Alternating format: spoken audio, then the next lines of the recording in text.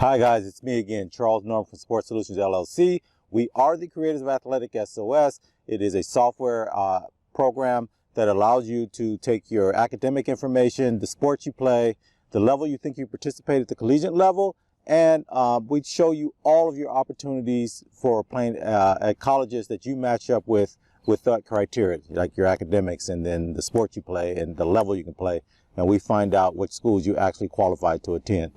So today what I wanted to do was kind of clarify some things. Sometimes we'll go, and I guess this little video channel that we're doing right now on YouTube is starting to get a little bit popular. And so some of the people, sometimes when I go out to the schools or I go out to the travel club programs or even some of the nonprofits, they go, okay, we heard you talk about training and development.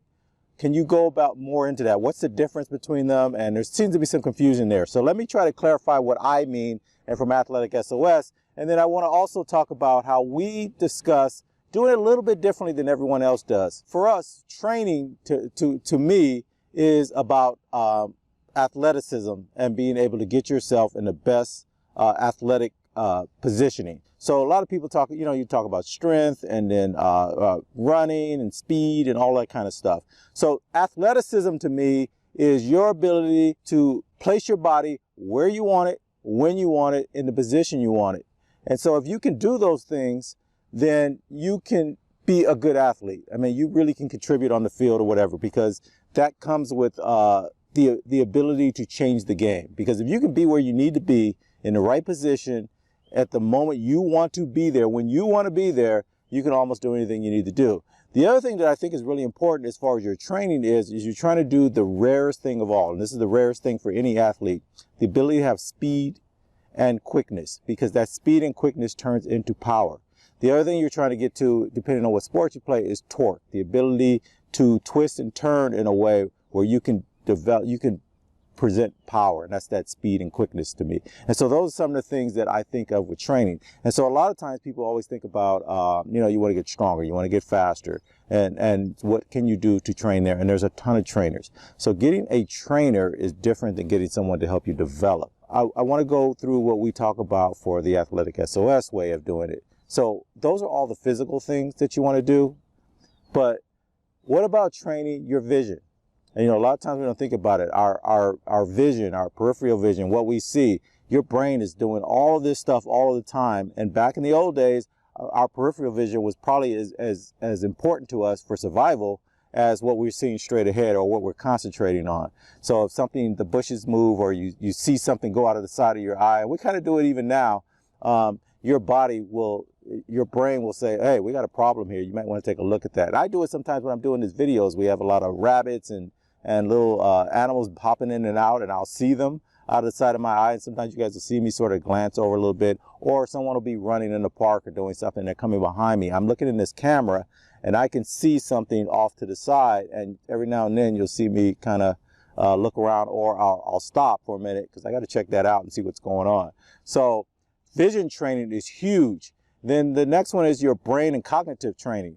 Can you do multiple things? Because if you're really great at athletics, you can see stuff before it happens. You see patterns, you see tendencies, you start to pick up on things. These are ways where you start to train your brain to say, okay, I need to take care of this, but I also see this, and I need to let them know about that. And then all of these things are coming out. That's what makes you a great player. That's what makes you an effective athlete when you're playing. Not just your skill set, not just how trained you are on things, not just your development, but you've got this sort of sixth sense that no one can put their finger on, but you have it. And that's that brain and cognitive training. And so those are really important for you. And then the next one would be your oxygen levels. How long can you go? One of the things that's very interesting, they talk about it in warfare too. Who is the person that can keep going when everyone else says enough? And sometimes that's just your development of your ability to not be getting tired or winded. That's what do they say? Fatigue makes cowards of us all. So basically, if you can get that done. And the reason I'm bringing these things up is inside of AthleticSOS, which, by the way, I forgot to mention, you guys can use it absolutely no cost. I am working with some people that are neuroscientists that have been doing things like that brain cognitive, that vision training, your oxygen training. They've been doing this for years in environments, in the educational environment, right? They're trying to help people cope with everyday life. And the vision training is to try to rehab people and things like that. And we're trying to bring that stuff to the athletic world. And I want to bring it inside of AthleticSOS. So I'm in talks with these people anyway, and it will become available inside of AthleticSOS. I'm not saying when, but I just want to get you guys thinking about some of those things for yourself. Maybe you can find someone that can help you with those ideas. And then the other one that we want to talk about a little bit is development. And so development really becomes a part of you working on your sport, on your game, your positioning. But one of the things we always talk about inside of AthleticSOS, I want you guys to start training for where you're going to be. So you're a high school player right now, and maybe you're playing a certain position or a certain way. But when you go to college, that's not going to work. You're not going to be able to do that. You need to be developing your game to understand that new position. The other thing about development, the position you're going to be playing later on. So you need to go get developed for that position, even though you're training and you're going to practice and you're doing everything at your school, your high school in this case. They're getting you prepared for what you're going to do right now, but you're getting prepared for what you're going to do in 4 years from now, right? Because you're going to be, let's say you're a freshman right now, in 4 years, when you get ready to get out of there and go to college, they're going to be recruiting you for what they think you can do at the next level. So you need to start working on that too. That's a different trainer. The other thing is you want to train for whatever you're going to do next for your size. This is the other thing that I think people miss out on. To me, one of the biggest differences between a NAIA Division III, Division II player, and Division I player sometimes is the size and the position that you're going to play as you move forward. Sometimes you don't get recruited because you're out of position and they don't see you have the skill set for the position you would play later. So you got to take that into consideration.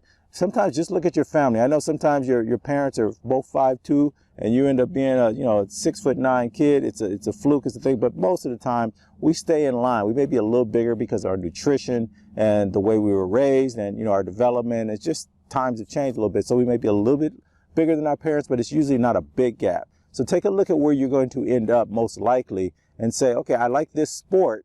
So at my size, what position do those people play? And then you can look at your physical attributes, your speed, your quickness and all that. That kind of is a hereditary type of situation. And then it becomes a skill and development type of thing for your sport. And if you have somebody in your family that's already participated in that and they're already successful doing that, then you can use that for your motivation to get you where you need to be. But also take a look at, if you don't have anyone in your family that's doing that, don't just go with somebody like your coaches, your AAU or your travel club ball coach. They are going to teach you what they know.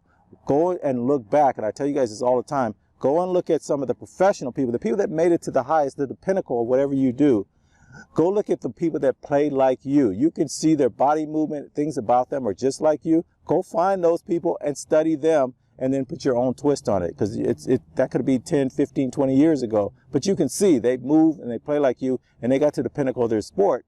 Well, you can follow some of what they do and how they do it, because that's how you move. Those are the things that you do. But it's 10, 15 years later. The game has moved on. So what do you need to add to that from today's game? And then that kind of combination gets you there. So those are some of the things we talk about development. And then the bottom line for all of this is you got to be thinking everything you do today. This is the biggest thing that I've learned because I've switched to this business type situation. And I don't know business. I tell you guys all the time, I spent my 30-something years before I retired in a government environment where there's always somebody that does this and this and this, and you just have to concentrate here.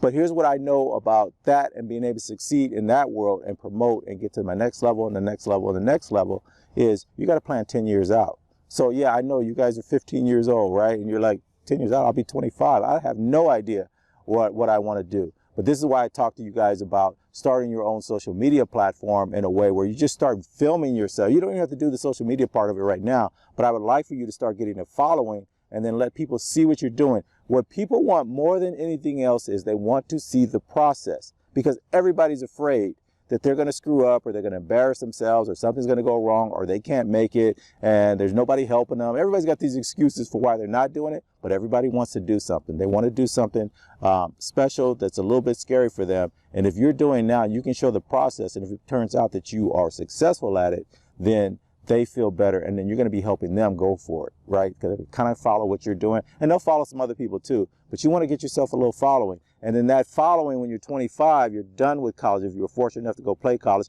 and if you're fortunate enough to go professional, that's even better. You can stretch this out a little bit longer. But if you have that following when you come out of school, and you need to go get a job, right? You got to make a living and do all that stuff. But now you got this little group of people that are with you, and they want to see your transition from high school, where you were a star, to college, where you were able to participate, and maybe you were a star there, and maybe you went pro. That's the best of all worlds. But let's say you didn't go pro and you had to go into real life all of a sudden.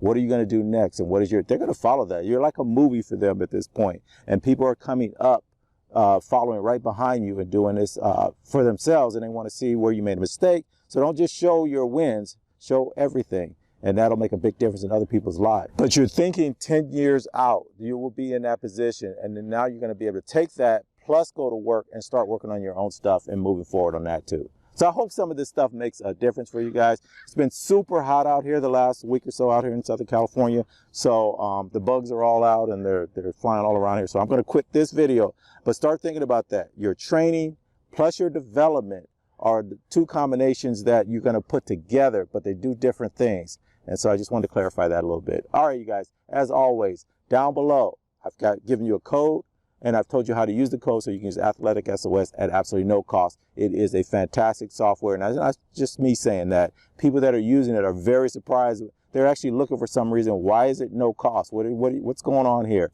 And I always tell you guys the same thing. What I'm trying to do is bring you some other things, like I'm talking about that cognitive and brain stuff, that I'm talking about the vision training. I'm talking about your breathing and your oxygen training and things like that. I want to bring some of those things to us, and we're going to give you something where you can go in and try these things out. And then if you like it, you can go ahead and purchase whatever else they have, because I'm bringing these people in. And these are people that have gone to school. They've got all the credentials that you need, but they want to do something for their family. They want to start something too that's entrepreneurial. And that's where I'm bringing everybody together and saying, hey, why don't you bring it to my group, and let's see if they were willing to pay for it, if it fits sports.